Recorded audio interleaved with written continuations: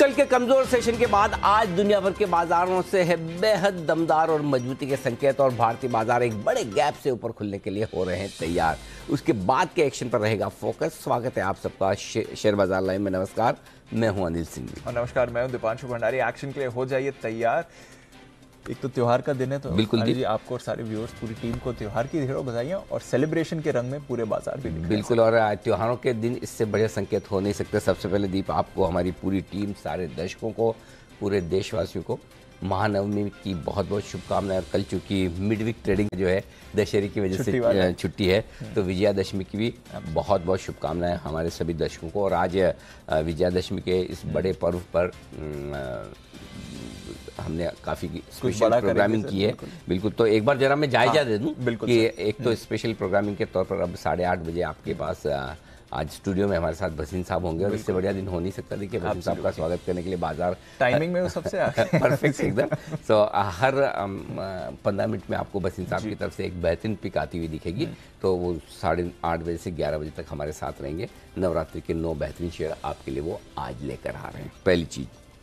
दूसरी बात ये, 11 बजे मैं और दीप होंगे आपके साथ इस शो को खत्म करने के बाद भी।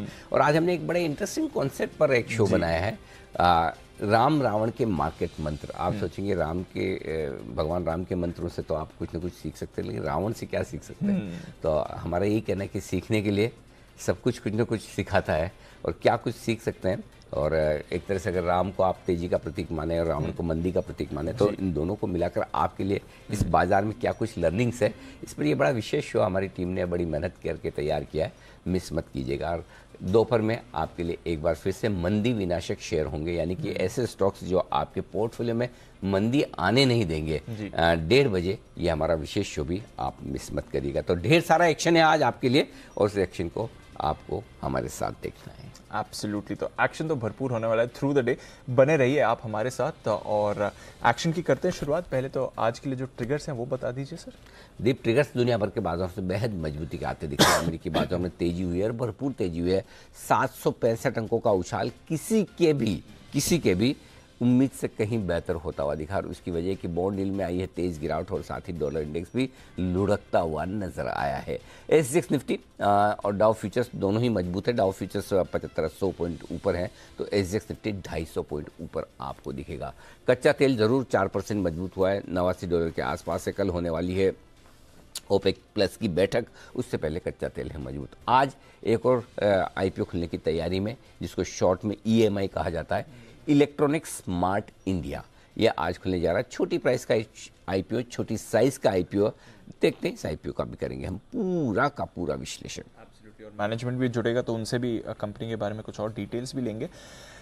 थोड़ा मार्केट एक्शन समझाएं सर। एक बार पहले ग्लोबल मार्केट्स पर नजर डालते हैं, फिर हमारे बाजार के लिए क्या मायने ये भी समझना जरूरी रहेगा। चल क्या रहा है अनिल जी, क्योंकि जबरदस्त रिबाउंड आया कल हमारे बाजार में। जब हम बात कर रहे थे कि यूके अपने टैक्स कट वापस ले रहा है, उसके बाद अमेरिका में भी कुछ डेटा आया। ओवरऑल ये हुआ क्या है जो इतना बड़ा उछाल हमें डाउन में देखते हैं? दीप, क्या हुआ है, क्यों हुआ है, कैसे हुआ है, उसके बजाय सिर्फ एक काम कर लें तो आसान हो जाए लाइफ। ओके। और वो है डॉलर इंडेक्स।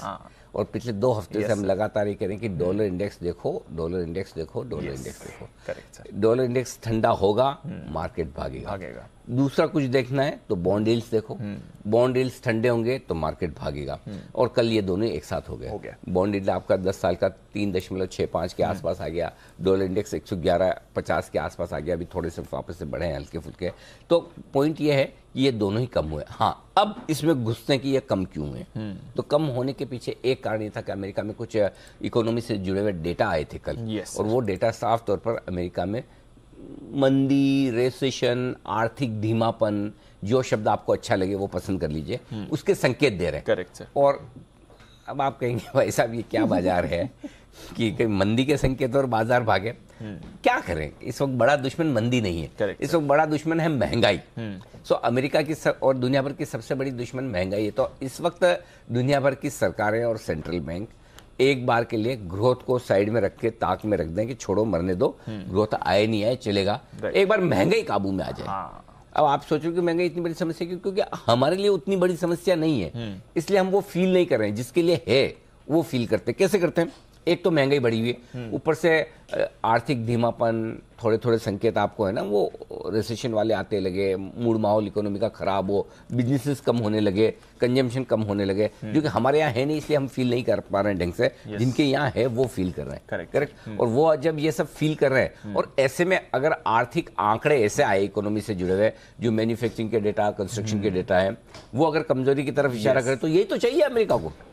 तो आप कह रहे हैं कि bad news is good news. हाँ, ये यही माना जाए। कल तो यही हुआ है। कल यही हुआ है। हाँ। सो मैं बताता हूँ इंपॉर्टेंट क्या है। ये 14 अक्टूबर शायद, अगले 13 अक्टूबर अगली महंगाई अमेरिका में 13। Yes sir.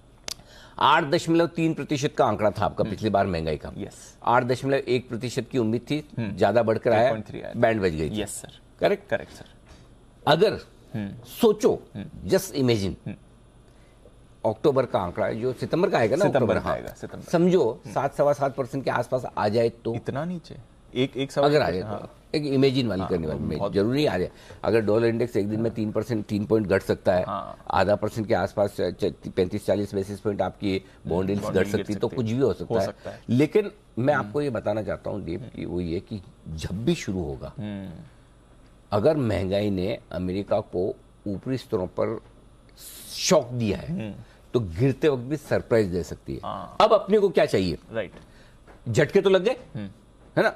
अब हमें क्या चाहिए? जब नीचे आए ना महंगाई, उतनी स्पीड से आए जैसे ऊपर गई थी। एग्जैक्टली। सो अब नीचे आने में क्या है, देखो, एक महंगाई तो है अमेरिका की जो खुद की उनकी अपनी प्रॉब्लम है, उनका रियल एस्टेट कंस्ट्रक्शन मार्केट है ना। 40% महंगाई तो उनकी अपनी, उसका दुनिया से कोई लेना देना नहीं है। आप घर बनाओगे, आप कंस्ट्रक्शन करोगे, आपकी महंगाई होगी, नहीं करोगे तो नहीं होगी। करेक्ट। बाकी 60% बाहर की, जो बाकी 60% की है उसमें कच्चा तेल आपका नीचे आ गया। वैसे भी कच्चे तेल के बढ़े दाम और गैस से अमेरिका को ज्यादा फर्क नहीं पड़ता, वो सेल्फ डिपेंडेंट है, अपना खुद निकाल लेते हैं, खुद काम कर लेते हैं। करेक्ट। दूसरी कमोडिटीज आप देखिए कितनी तेजी से नीचे आई। तो इंपोर्टेड इन्फ्लेशन अमेरिका का भी कम हो रहा है, राइट। अब बचा खाने पीने की चीजों का इन्फ्लेशन, वो अमेरिका में उतनी बड़ी समस्या नहीं जितनी यूरोप में।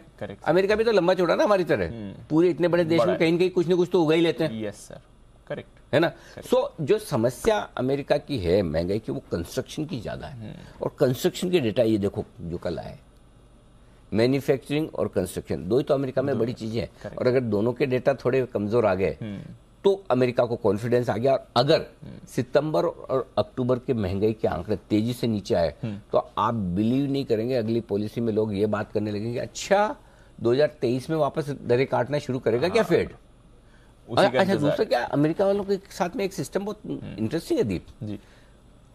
इस वाली पॉलिसी में सोचा कि 1% बढ़ेगी, अगली पॉलिसी में बिल्कुल उल्टा भी सोच सकते हैं, उनको ऐसा शर्म नहीं है। अच्छा, क्या जैसा अपने तो कैसा होता है कि आज ये बोल दिया यार वापस स्टैंड कैसे बदले, लोग क्या सोचेंगे। करेक्ट। और वो सिस्टम ही नहीं वहां, लोग क्या सोचेंगे मतलब तब की तब देखेंगे। हाँ, लोग क्या सोचेंगे, जैसा वो लोक लिहाज वाला सिस्टम है ही नहीं, जो सोचना जिसको सोचना सोचे। आज मुझे जो अच्छा लग रहा है, जो सही लग रहा है वो बोलूंगा, कर रहा हूँ। ये उनका ट्रेंड है, राइट, उनके कल्चर में ही, उनके डीएनए में ही। अच्छा, हाँ, वो वैसे ही सोचते हैं। हाँ, फेड चेयरमैन से लेके एक आम ट्रेडर अमेरिका का ऐसे ही सोचता है, ठीक है ना, जिस दिन जो डेटा मैं उस दिन का डिसीजन वैसा सही ले रहा हूँ।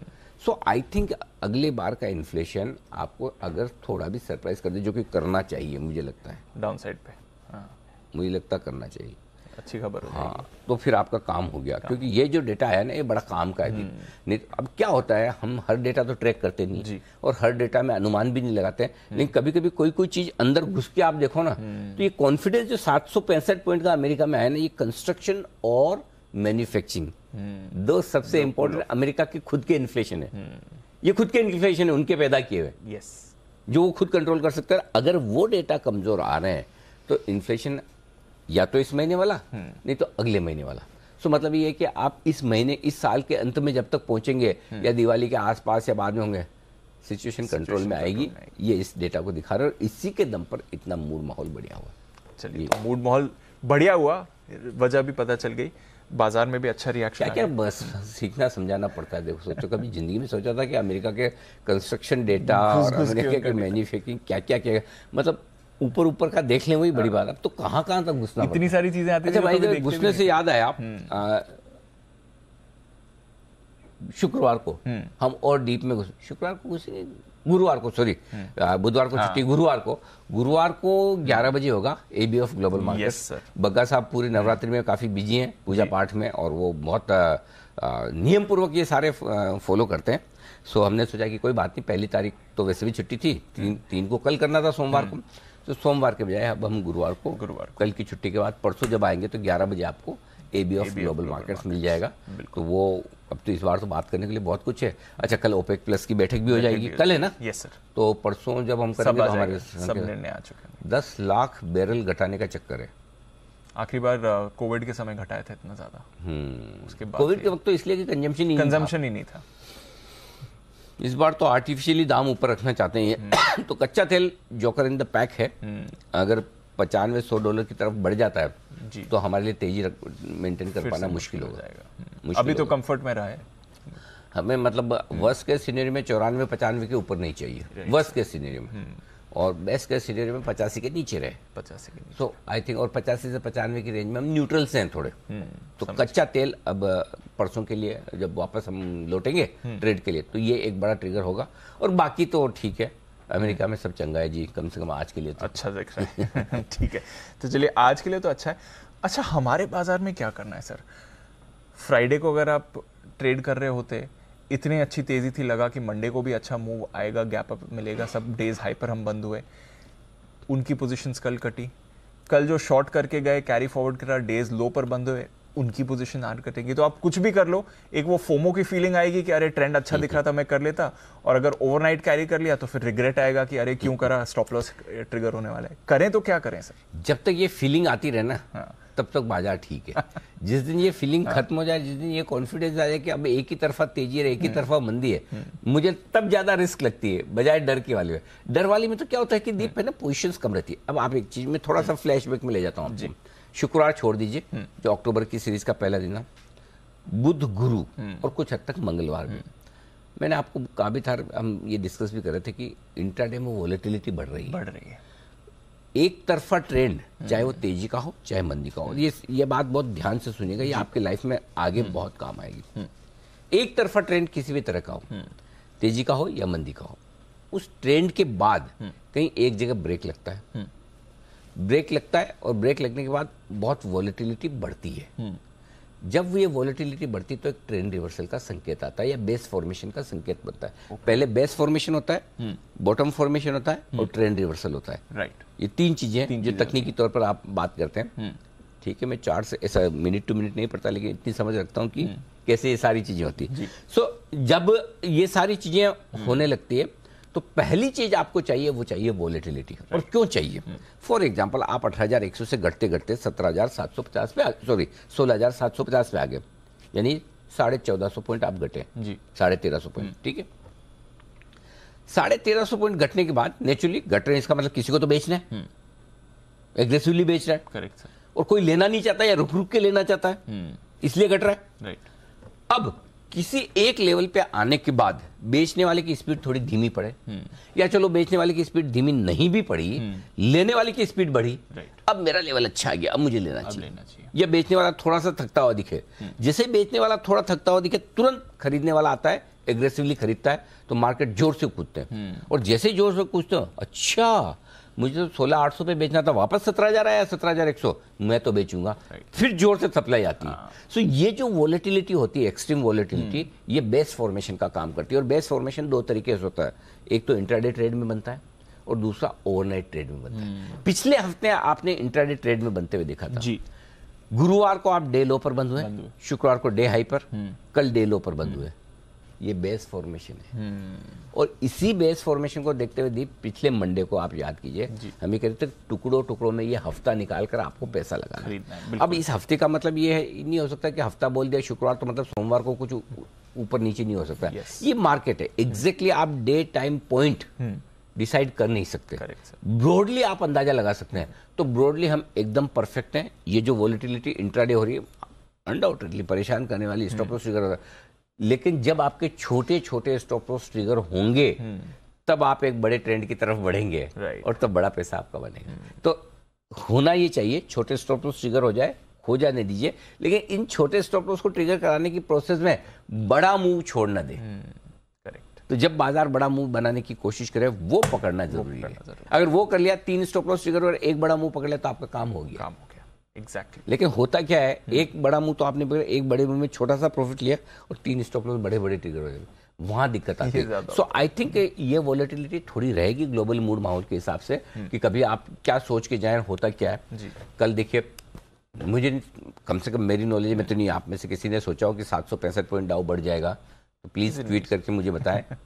ये मत सोचे बताएं मतलब कि मैं फिर कल का भी पूछूंगा, ध्यान रखना। हाँ। अब कल का भी बता दो, परसों का भी बता दो। Exactly. ये एक्स्ट्रा ऑर्डिनरी मूव, और इसी एक्स्ट्रा ऑर्डिनरी मूव के लिए हम हेजिंग करने के लिए कहते हैं जी। अगर आप लॉन्ग है तो ये हेज करें, शॉर्ट है तो ये हेज करें। तो आई थिंक ये चलेगा, इसमें कोई खास बात नहीं। लेकिन एक चीज मैं बहुत क्लियर हूँ, जो पिछले मंडे, हम अमेरिका वाले नहीं, हम इंडिया वाले हैं, तो पिछले हफ्ते भी आपको यही बोला था कि आप एक हफ्ता आराम से पैसा लगाइए, हर 150 पॉइंट 200 पॉइंट निफ्टी नीचे आता है, आपको 1% डालना है। उस स्ट्रेटेजी पे अभी भी कायम है, और दिवाली तक आपको बढ़िया मजबूती दिखेगी, उस पर भी कायम है।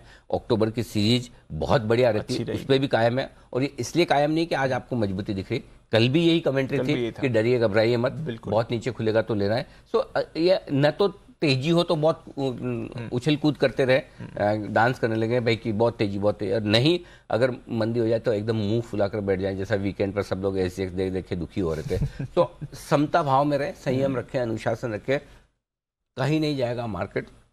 जी हाँ, जाएगा तो इवेंचुअली ऊपर ही जाएगा।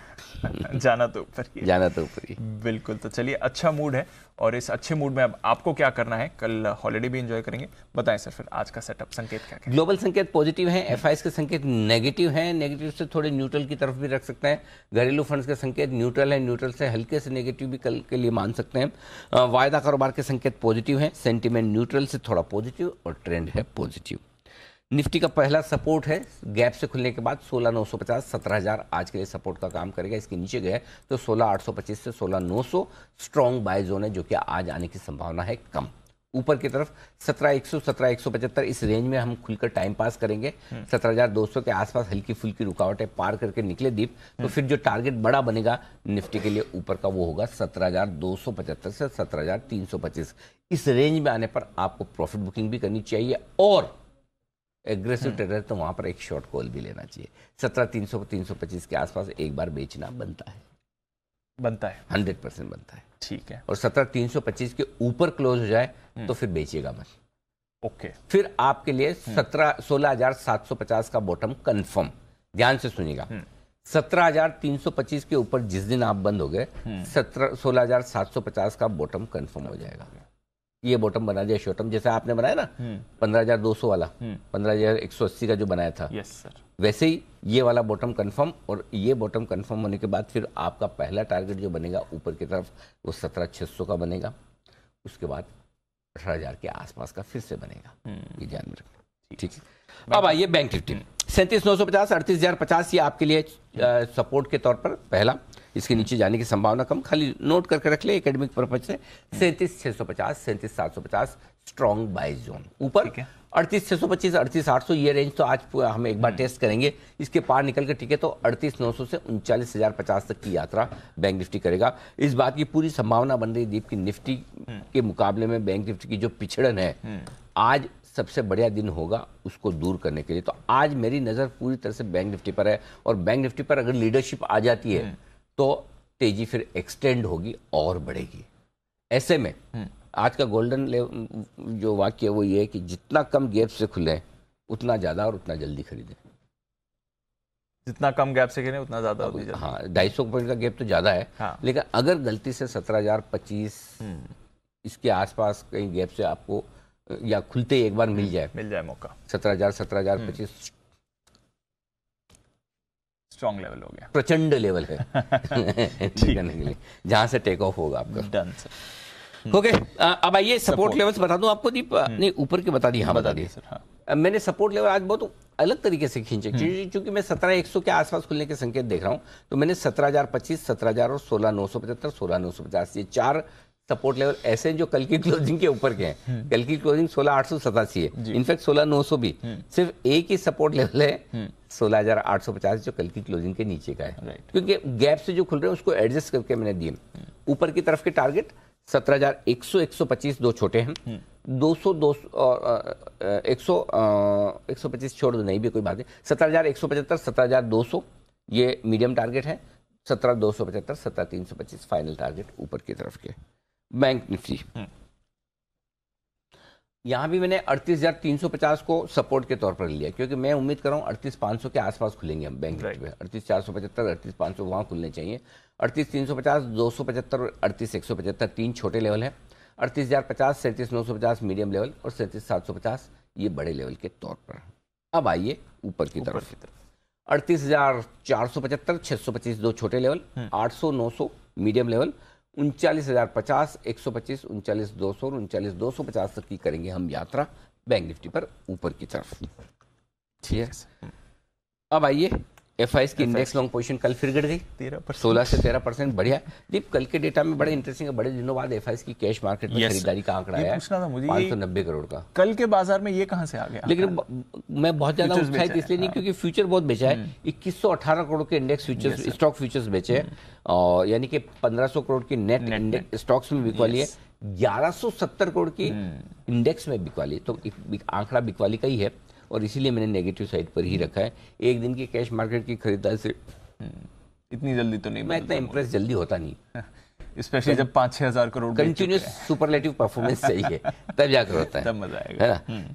तो मैं हमारी टीम को भी यही बोलता हूँ, आप तो जानते हैं जी कि भाई बीच में ऐसा होता था कि हम कहाँ से शुरू हुए 18-20% से, फिर हम एकदम बराबर आगे कॉम्पिटिटर्स के साथ 45-42% के आसपास गए, 1-8% से नंबर 1 हो गए, और हमें टीम नंबर 1। मैंने कहा इसमें मजा नहीं है।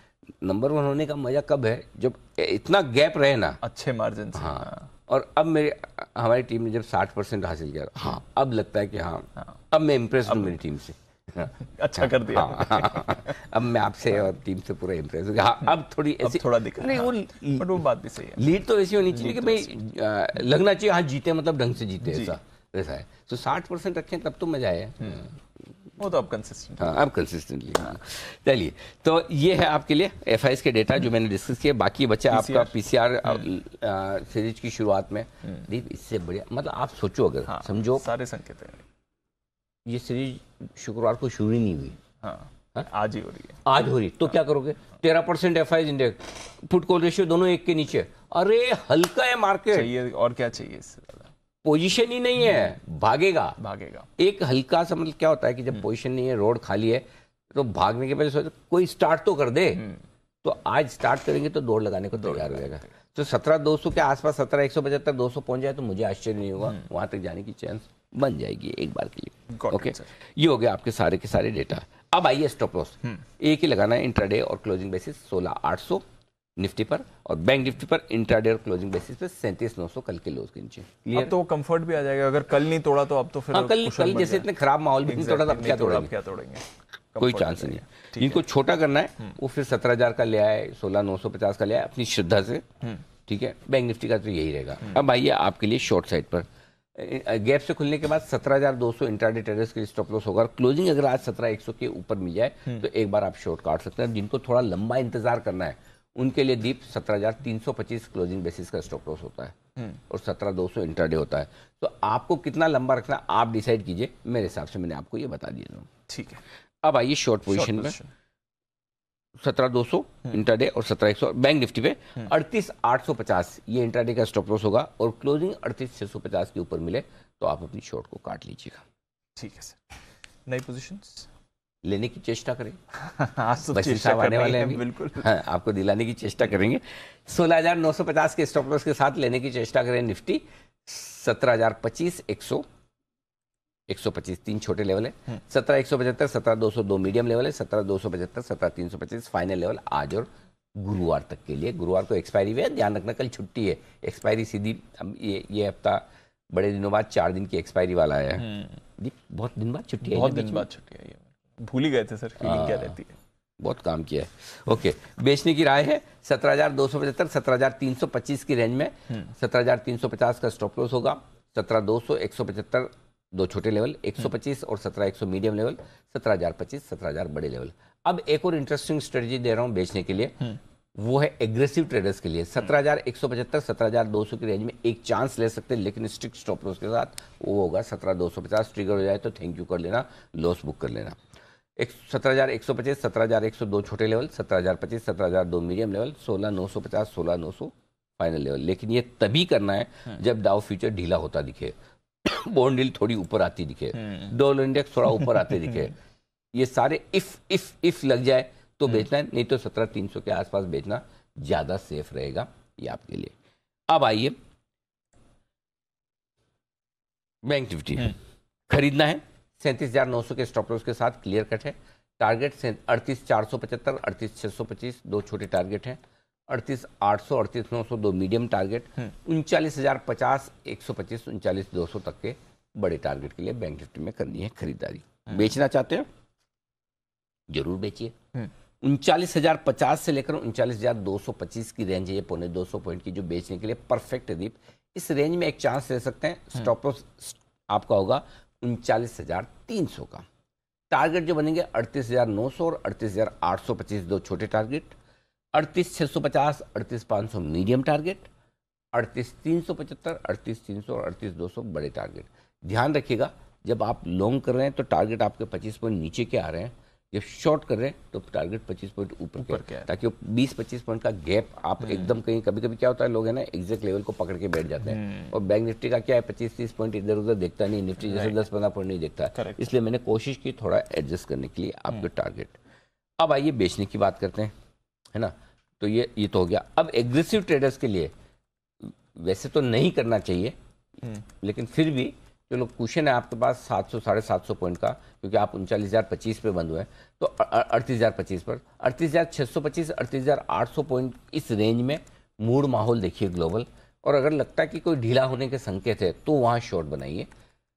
38,900 का स्ट्रिक्ट स्टॉप लॉस होगा, 38,500, 38,375 दो छोटे target, 38,300, 38,200 medium target, 38,050, 37,950 final target, जिसके लिए करनी है आपको ऊपर में बिकवाली। Done sir. चलिए तो ये सारे लेवल्स आपके लिए आज की ट्रेड की स्ट्रैटेजी।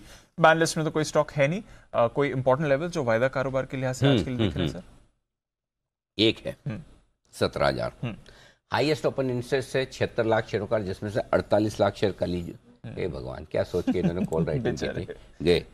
उसके ऊपर 17,100 66 लाख शेयर और है,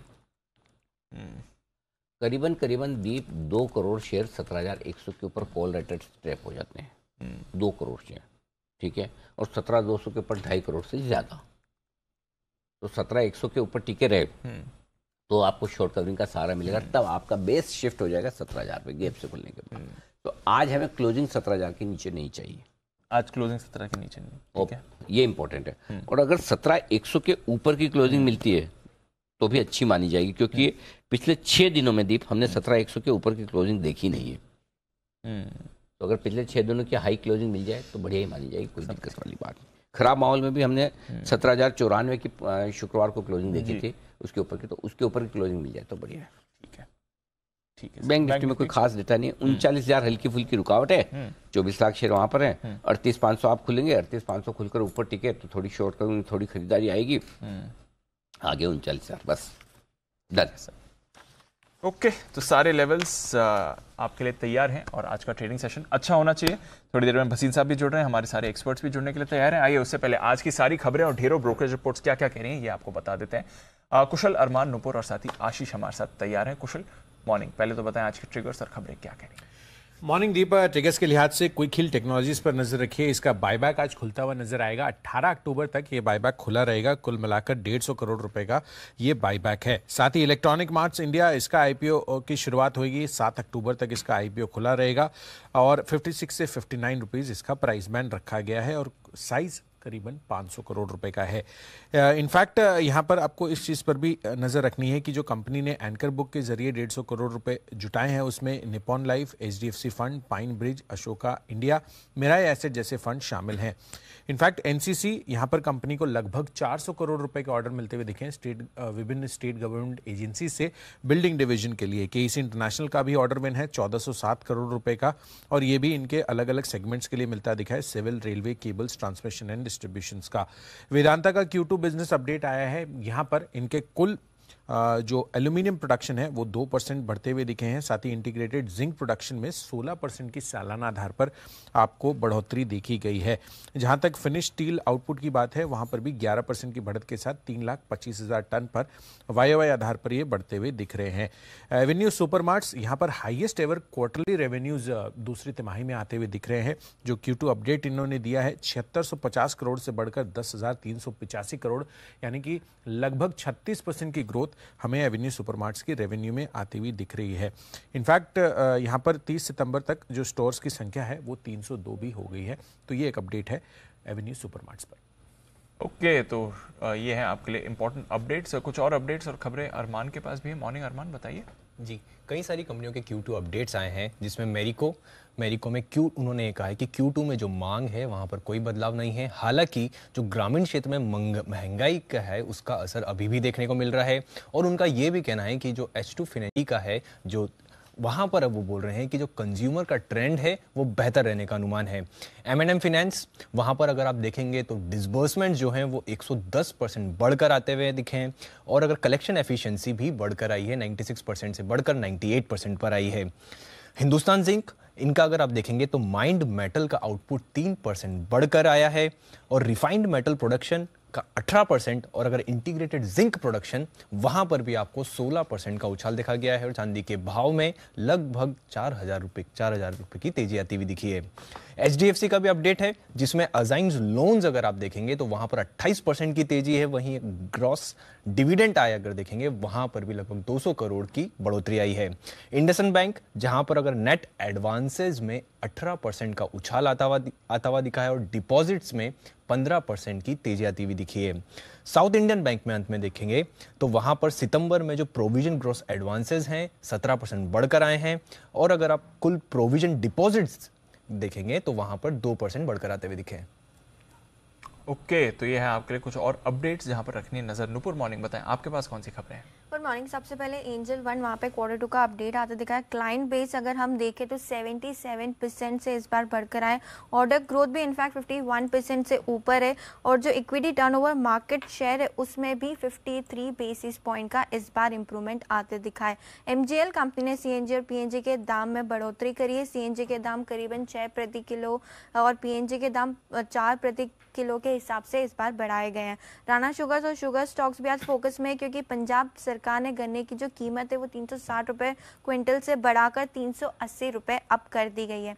अनुपम रसायन, जो QIP इनका खुला था वो कल बंद हो चुका है, और जो इशू प्राइस है वो 725 रुपीज़ के आसपास है। जो क्लास क्लोजिंग था वो 726 रुपीज़ के आसपास का था। इन्फो एज, इंटरेस्टिंगली कंपनी ने एक निवेश को मंजूरी दी। 135 करोड़ का यह निवेश है सनराइज मेटल्स प्राइवेट लिमिटेड में। कोडिंग निंजा शिक्षा से जुड़ा हुआ ये है, और इस कंपनी के अगर रेवेन्यूज देखें लास्ट 3 साल से तो करीबन पिछले साल इन्होंने 29 करोड़ का रेवेन्यूज किया था।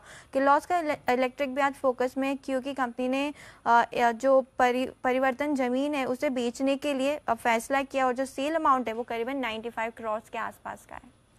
ओके, तो ये है आपके लिए ढेरों खबरें जो आज के लिए आई हैं। अब वक्त है देखने का कि इन खबरों पर, अपडेट्स पर ब्रोकरेजेस क्या कह रही हैं FIR में।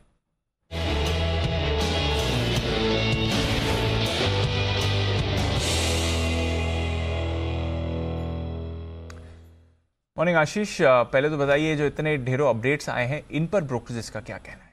पांचों एवेन्यू सुपरमार्ट्स यानी डीमार्ट से शुरुआत कर लेते हैं। देखिए, मॉर्गन स्टैनली की तरफ से रिपोर्ट आई है, अपने व्यू को बरकरार रखा है। ओवरवेट की रेटिंग दी है, 4,590 रुपये का लक्ष्य दिया है, 4,444 की जो है कल की क्लोजिंग है, और अपडेट मान रहे काफ़ी बढ़िया। रेवेन्यू में करीब 20% का इजाफा है। SSSG ग्रोथ भी करीब 15% के आसपास आएगी। पिछले क्वार्टर में 10 नए स्टोर ऐड किए थे, इस तिमाही में 8 नए स्टोर ऐड किए, तो एक्सपेंशन के लिहाज से भी काफ़ी बढ़िया है। और मैक्वायरी का भी देखिए भरोसा बना, आउट परफॉर्म की रेटिंग दी है, 4,900 रुपये का लक्ष्य दिया है, और HSBC ने भी खरीदारी की राय दी है, है, सबसे ज़्यादा बुलिश यही नज़र आ रहे हैं, 6,000 रुपये का ऊंचा लक्ष्य दिया है। इसके अलावा अगर आप देखें तो M&M फाइनेंस यहाँ पर भी अपडेट आया, बैंक ऑफ अमेरिका खरीदारी की राय दे रहे हैं, स्टॉक लुढ़क कर 180 के आसपास आ गया, 245 रुपये का लक्ष्य है और मान रहे कि काफ़ी बढ़िया रिवाइवल यहाँ पर देखने को मिल रहा है। कलेक्शंस अच्छे हैं, डिसबर्समेंट काफ़ी बढ़िया देखने को मिले हैं। वहीं मॉर्गन स्टैनली ने भी देखिए तो ओवरवेट की रेटिंग को बरकरार रखा है 225 रुपये के लक्ष्य के लिए। मेरे को यहाँ पर भी देखिए क्वार्टरली अपडेट्स का असर देखने को मिलेगा। CLSA अंडर परफॉर्म की रेटिंग को अभी भी बरकरार रखे हुए 530 रुपये की कल की क्लोजिंग है, 540 रुपये का लक्ष्य दिया है। मैक्वायरी ने भी देखिए आउट परफॉर्म की रेटिंग दी है, 580 रुपये का लक्ष्य दिया है। ये कह रहे कि टर्न अराउंड वॉल्यूम ग्रोथ के लिए आज से देखें तो काफ़ी बढ़िया है, जहां पर पिछले तिमाही यानी Q1 में गिरावट देखने को मिली थी। सफोला सेगमेंट में इस बार काफ़ी बढ़िया है, लेकिन मार्जिन्स अभी भी यहां पर अनिश्चितता बरकरार है। और गोल्डमैन सैक्स भी देखिए आउट परफॉर्म की रेटिंग को बरकरार रखे हुए सबसे ज़्यादा बुलिश है 620 के लक्ष्य के साथ। इतने सारे अपडेट्स पर तो रिपोर्ट्स आ गई, बट और कौन से स्टॉक्स हैं आशीष? पांचू डिलीवरी कैसा स्टॉक है, लगातार रिपोर्ट्स आ रही हैं, थोड़ी सी कंफ्यूजिंग की रिपोर्ट्स होती हैं इसके ऊपर। गोल्डमैन सैक्स की तरफ से आज यहां पर आ गया है डाउनग्रेड, न्यूट्रल से रेटिंग को घटाकर सीधे बिकवाली के राय दे रहे और लक्ष्य भी देखिए 567 की कल की क्लोजिंग है, 520 से घटाकर 480 रुपये का कर दिया है। ये कह रहे कि ग्रोथ चैलेंजेस अभी भी देखने को मिल रहे हैं, हालांकि ई कॉमर्स के चलते जो वॉल्यूम है इसमें इजाफा देखने को मिलेगा, लेकिन कुछ चैलेंजेस हैं जिसके चलते यहाँ पर इन्होंने टारगेट कट भी किया है और साथ में रेटिंग भी रिड्यूस की है। इसके अलावा अगर आप देखें तो इंडिगो यहाँ पर भी नजर रखिएगा, गोल्डमैन सैक्स ने न्यूट्रल की रेटिंग को बढ़ाकर अब खरीदारी की राय दी है, यानी अपग्रेड कर दिया। लक्ष्य भी देखें तो 1990 से बढ़ाकर 2210 रुपये कर दिया, 1797 कल की क्लोजिंग है। और साथ में अगर आप देखें तो आज कुछ IT रिलेटेड स्टॉक्स भी आपके रडार पर रहने चाहिए। यहाँ पर भी ब्रोकरेज हाउस की तरफ से व्यू आ रहा है, नोमिरा इन्फोसिस पर खरीदारी की राय दे रहे हैं, 1394 की क्लोजिंग है, 1610 का लक्ष्य दिया है। TCS पर क्रेडिट स्विस ने न्यूट्रल की रेटिंग को बरकरार रखा है, 3275 के लक्ष्य लिए। ओके, तो ढेर सारी रिपोर्ट। सर आशीष क्या कह रहे हैं, गोल्डमैन की डिलीवरी छोड़ दीजिए अगर आपके पास है तो। हाँ सर। चलिए उनको अपना काम करने दे, आप डिलीवरी न रखें, डिलीवरी को ही डिलीवरी का काम करने दे, ऐसा मानना है गोल्डमैन का। सीधा डाउनग्रेड सेल अभी तो लॉजिस्टिक पॉलिसी आई है भाइयों। क्या बात है, गजब। ओके, आइए बढ़ते आगे और अब वक्त है पिक ऑफ द डे का। हमारे एक्सपर्ट्स हैं हमारे साथ तैयार और एक और खास मेहमान भी जुड़ने की तैयारी में। उससे पहले पिक ऑफ द डे का भी हुई।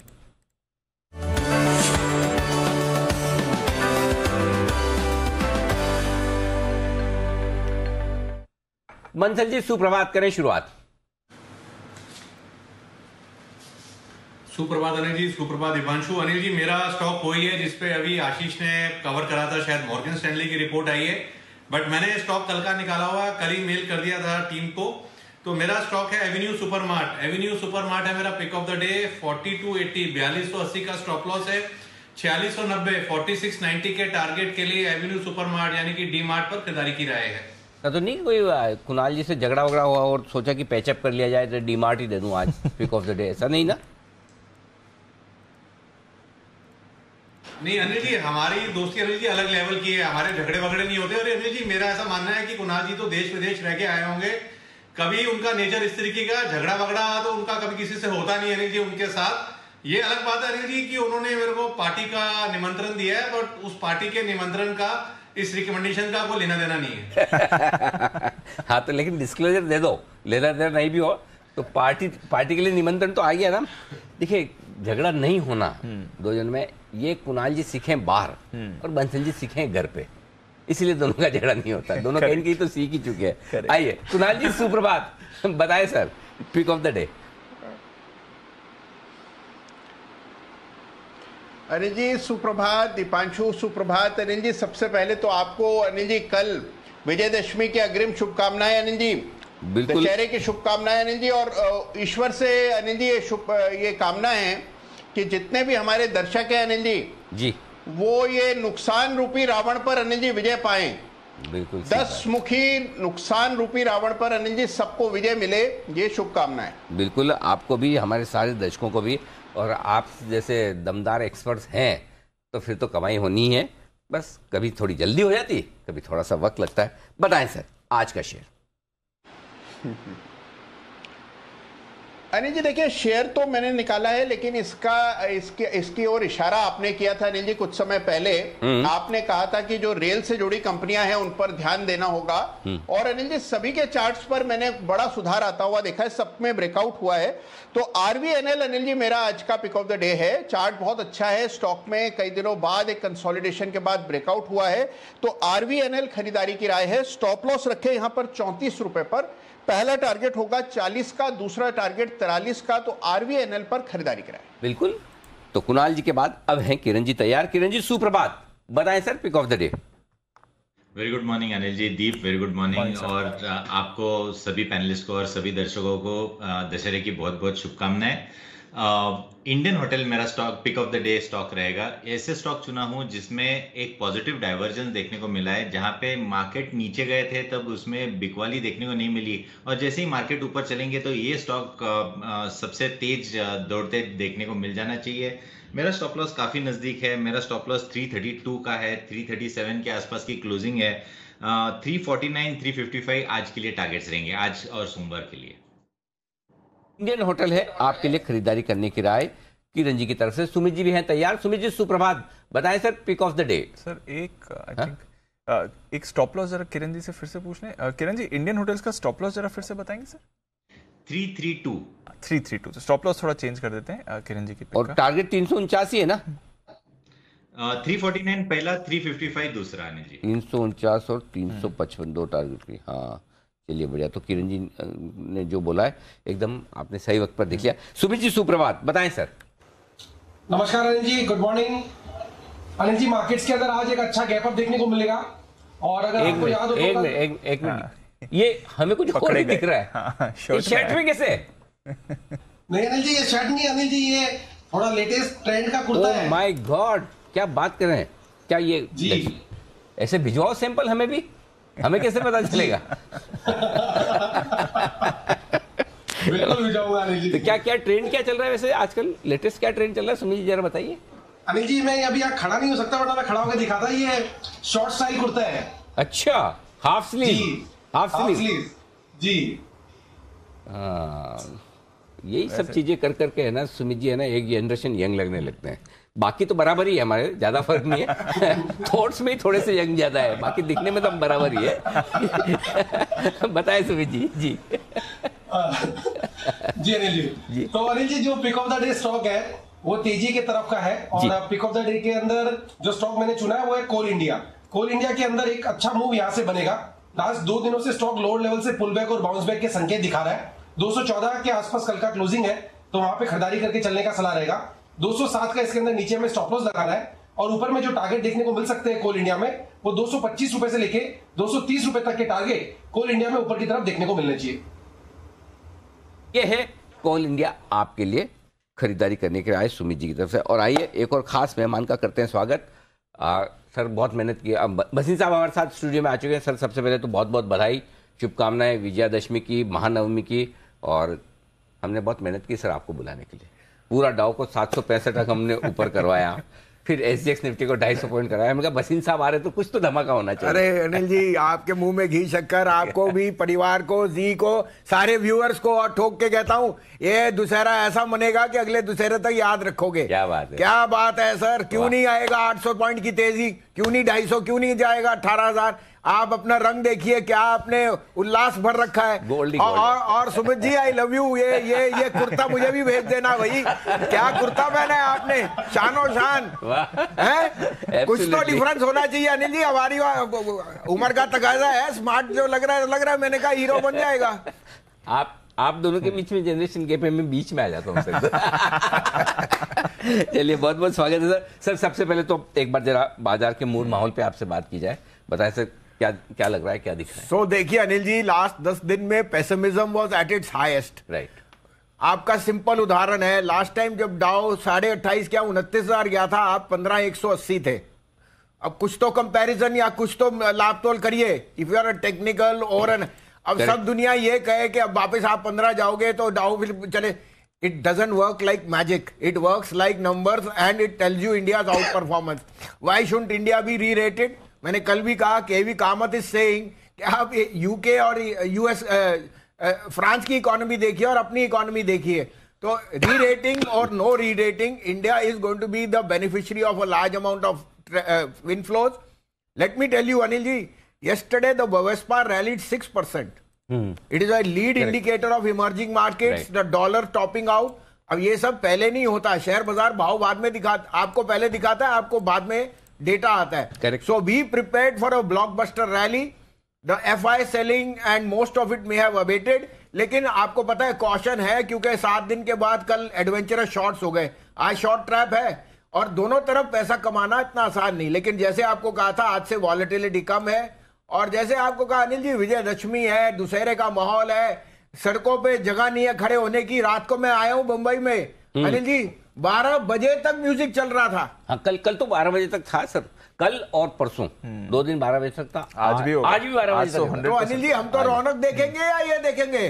और आपने ये बहुत बढ़िया किया अनिल जी के जी बिजनेस तो ओनली जो स्ट्रेस डी स्ट्रेस कर देता है, कभी कपड़ों से, कभी अपने व्यवहार से. त्योहार तो मनाना चाहिए सर. और थोड़ा डी स्ट्रेस भी तो हो. शेयर बाजार का मतलब ही ये है कि आप अगर थोड़ा पेशेंस रखेंगे, थोड़ा धैर्य रखेंगे, थोड़ा मंदी में खरीदेंगे, तभी पैसे कमाएंगे. अगर ट्रेडिंग स्क्रीन और टीवी स्क्रीन दोनों बराबर स्ट्रेस देगी तो आदमी का बीपी और शुगर का जाएगा. राइट. तो हम तो वहां वाला तो हमारे कंट्रोल में नहीं, भाव क्या आता है वो तो हमारे हाथ में नहीं है. लेकिन जो हमारे हाथ में है कि थोड़ी हंसी मजाक, थोड़ा हल्का फुल्का, थोड़ा आपसे गुफ्तगू हो जाती है तो उसमें ठीक होता है. तो आज आपको ले चले सर बढ़िया डांडिया वांडिया में, मुंबई की रौनक. सर आज मैं रात को लेट फ्लाइट जा रहा हूँ 5, क्योंकि कल दुशहरा है, कुछ हमारे घर में भी है. बिल्कुल होना ही चाहिए. पर 17,600 अनिल जी पहले आएगा, बाद में देखी जाएगी क्या मैं. और पता नहीं 16,700 800 आए ना आए, उस चक्कर में मत रहना. अच्छे शेयर लेने की चेष्टा कीजिए. 17,600 आपको पहले ही कहा था लास्ट वीक के, पहले 17,600 आएगा, बाद में बंदा. अब जिसको रह गया या नहीं रह गया, कल भी छुट्टी है. The US markets are now looking poised to give you a 10% rally. तो आप अपने आप उदाहरण ले लीजिए कि अगर वो 10% रैली करते हैं, आप न्यू हाई पे जाने के पास तो पहुंच ही जाएंगे. So extremely positive on the market. And again thumbs up to Sumit for his new attire and looking forward to giving you calls which will make lot of money from here till next. अरे sir तैयार है हम बिल्कुल. तो चलिए बिगुल और बिगुल के साथ वसीम साहब की नवरात्रि पिक्स की तरफ बढ़ते हैं आगे.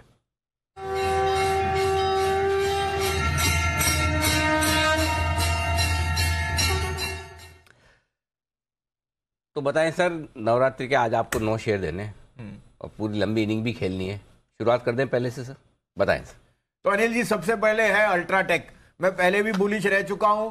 अब आप देखिए 115 मिलियन टन कैपेसिटी है और pricing power and logistic power is the maximum in UltraTech. मुझे तो अचंबा है कि 6200 का भाव भी 17,000 के इंडेक्स पे कैसे आता है. You can not but make money in UltraTech and this is the bluest of blue chips. Combined capacity of ACC Ambuja is close to 60 lakh ton और ये 114 मिलियन टन की बात कर रहे हैं, जहां पे कैपेसिटी एक्सपेंशन की और बात कर रहे हैं you know the group management. So I am very positive. और साथ में Anil ji monsoon is over. आप देख सकते हैं construction both commercial and residential has picked up. Infrastructure is seeing a lot of rebound and no two ways that cement pricing is going to come back. And I think the biggest, ये सबसे बड़ा beneficiary UltraTech है. तो यहां से 7,500 का पहला भाव और मैं सरप्राइज नहीं, अगली दिवाली तक 8,500 का भी भाव हो जाए. क्या बात है. 7,500 और 8,500 दो बड़े टारगेट लेकर चले अल्ट्राटेक के लिए. 6,250 के आसपास स्टॉक इस वक्त ट्रेड करता हुआ. बिल्कुल. और हर 15 मिनट भसीन साहब आपको एक स्पेशल नवरात्रि पिक देते रहेंगे.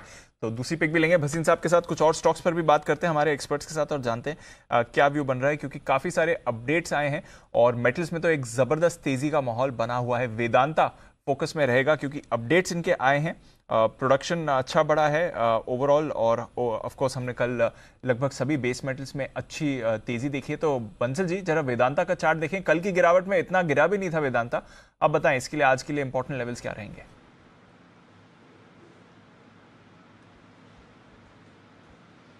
दीपांशु, वेदांता में देखें तो एक पॉजिटिव क्रॉसओवर देखने को मिला हुआ. ऑलरेडी डे बिफोर यस्टरडे वाले ट्रेडिंग सेशन में एक पॉजिटिव क्रॉसओवर देखने को मिला था.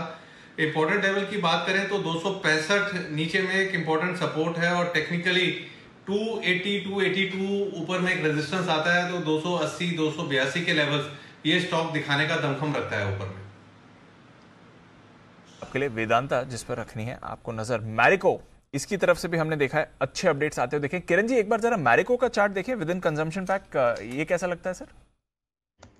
देखिए, मैरिको का चार्ट काफी स्ट्रांग देखने को मिल रहा है। कल क्या हुआ था, कल काफी एफएमसीजी काउंटर्स में थोड़ी सी सेल ऑफ देखने को मिली, इंक्लूडिंग एचयूएल, जहां से ब्रेकआउट के बहुत नजदीक से उधर से एक सेल ऑफ देखने को मिला।